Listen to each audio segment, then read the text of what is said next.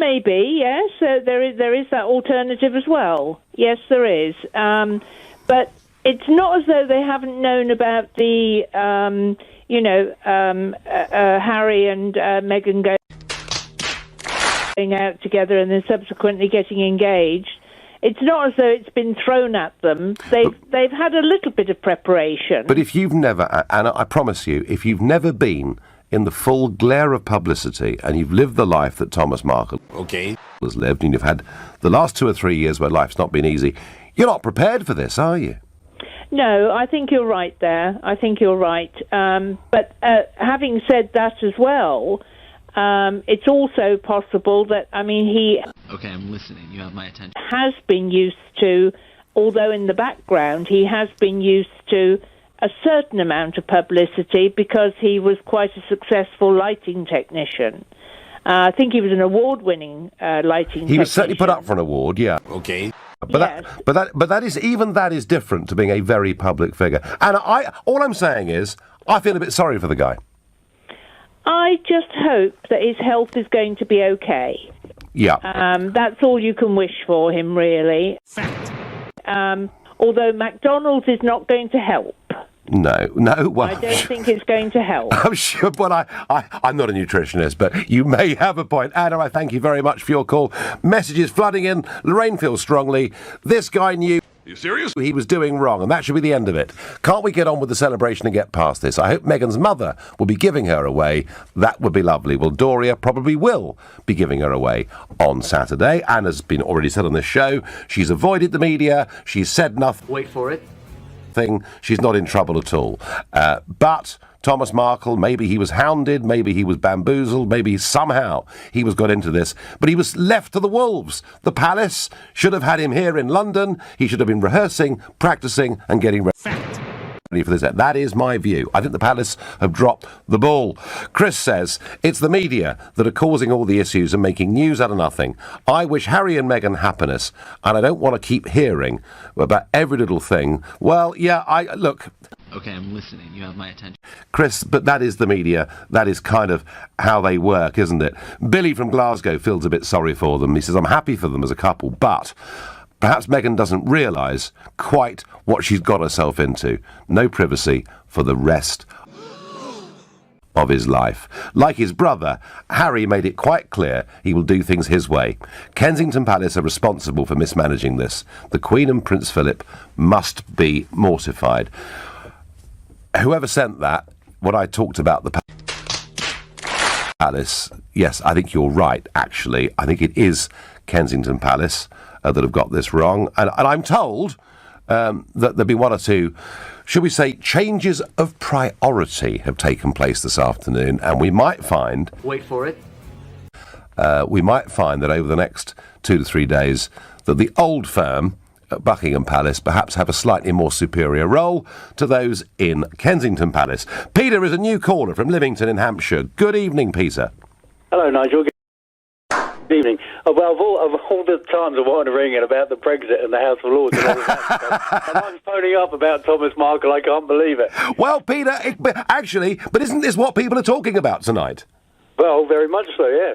And then I've gone through the whole gamut of feelings and emotions about the whole thing when the first pictures first came out of him, researching on the internet and things. You say, poor bloke. Yeah. Feel sorry for him, how sweet. And then you realise it was all staged, and then you get, silly Burke, what an idiot.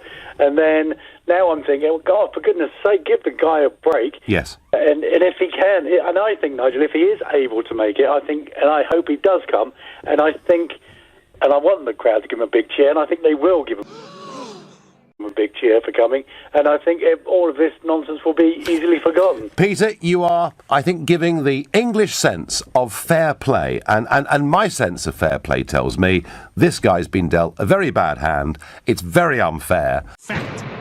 And I agree with you, Peter. If he comes, they'll cheer him. Peter, thank you for calling. And the next time it's Brexit in the House of Lords, you'll be welcome to call us again too. You're listening to the Nigel Farage Show, exclusively on LBC. It's now 7:30. Is the media's behaviour towards Thomas Markle in particular over the top? And is that putting a tarnish, potentially, on a happy day that should be taking place on Saturday with the royal wedding? Before I get back to that, European Council President Donald Tusk, I have to say, I always sort of sigh a bit whenever I say his name. But he's been in action today. He's been talking about Donald Trump, the other Donald. Looking at the latest decisions of President Trump, someone could even think, with friends like that, who needs enemies. But frankly speaking, Harry and Meghan's finances depend entirely on the book and on Netflix. And also, I think they're convinced they're in the right. And they want to get their own back. And I think that part of the problem getting them to come out on that walk yesterday was very much because they can't decide whether they should appear or not. After all, they didn't plan to be here for a funeral. They thought they were coming for just a visit to promote themselves. They've been caught up in it. Are you serious? What do you make of that, Nigel? If he comes out with Tom Bauer is the biographer of our times, written the most incredible books about members of the royal family, about big business figures, political figures, Boris Johnson, Richard Branson, you name it. I'm very pleased that it wasn't him, but somebody else that wrote a big biography about me, because Tom Bauer is really good at putting his finger on those personality flaws. And by the way, we all have them, of course. We all have them. So would Harry go ahead with this book? Well, think about this. When the Oprah Winfrey interview happened, right, Harry and Meghan knew that hey, y'all, come look at this. His grandfather was at death's door. They knew that Philip was not going to make his 100th birthday, and that was only 10 weeks away. And they still went ahead with the interview. This trip to the UK, they came here this time. You know, Meghan gave a speech up in Manchester. They went to Dusseldorf for an event. Do you know, they weren't even going to go and visit the Queen on this trip. And I thought Charles's words in the Okay, I'm listening. You have my attention. King's speech were very interesting. He talked about Kate, or Catherine, as we're now branding her, and William as the new Prince and Princess of Wales. But when he referred to Harry and Meghan, he didn't call them, wait for it, the Duke and Duchess of Sussex. No. He talked about my love for Harry, Meghan, and their family, who are now building their new life overseas. This is what King Charles III said. And I read into that. here it comes. You're living on the west coast of America. We want nothing to do with you. Please stay there. Interesting. Well, I did think it was interesting that Meghan comes over. She goes out there to sort of shake the hands of people. And let's be honest about it. Meghan and Harry made the Queen's last 2 years. Last time. Okay. And there will be a military detachment, of course. There will be the King. What? The Queen Consort. There will be the Prince and Princess of Wales. But the Duke and Duchess of Sussex will not be there. And what this tells you, through the words that King Charles used, through the very fact they will not be there to meet the Queen's body. Are you serious? It arrives in Buckingham Palace, and goodness me, what a somber emotional moment that's going to be in 2.5 hours. But the fact they're not there tells you everything. The firm, as the royal family have known, have effectively excommunicated Okay, I'm listening. You have my attention.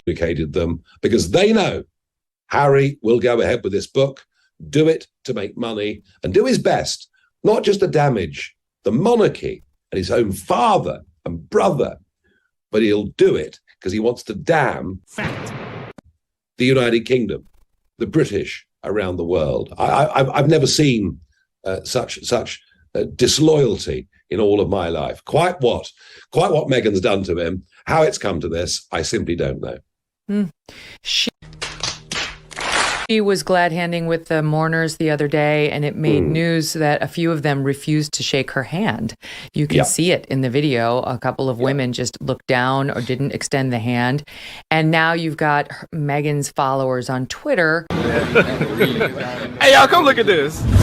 And we're showing the video for the people who watch us on YouTube. The woman putting on her sunglasses avoids Meghan. Then there's a woman in a dark blue shirt with gray hair who clearly does not want to shake her hand. And now you've got all these people on Twitter accusing these women. Wait for it. Wait for it. Of racism. That they're racists because they... Yeah. Do you know what? Aren't we getting slightly bored with all this? Yes. I mean, the use of this word. I mean, we should stop. Do you know what? We should stop even worrying about it. It's become utterly meaningless. It's a substitute for any form of engagement or intelligent debate. And I think we've got to just stop worrying about all these attacks. They mean nothing. Mm-hmm. Fact.